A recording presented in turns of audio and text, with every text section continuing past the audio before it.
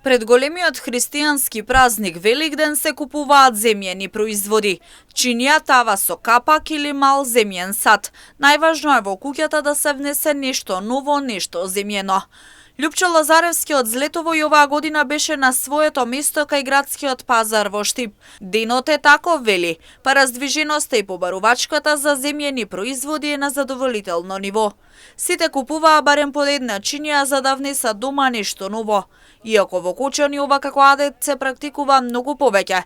Добро е и во Штип, вели тој. Па добра, за сега е добра побарувачката. За Великден зима се земјани работи.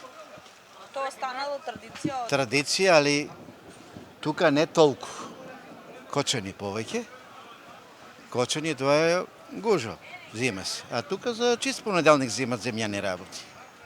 Мислам за дома да се унесе. Па тоа станало од старе више сега, значењето ја не знам што е, али да се унесе нешто земјано, ново нешто. Тоа станало од старе више. Неколку месеци подготовка за да се направат производи кои може да се пласираат на пазарот и да се нудат на граѓаните.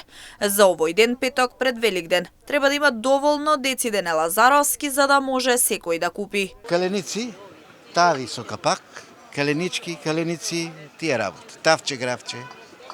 Колку време се подготвувавте за овој петок? За овај петок, тој 2-3 месеца најмалку треба тоа да се подготви па да биде готов тај производ. Малку е по лабаво, како да речеме.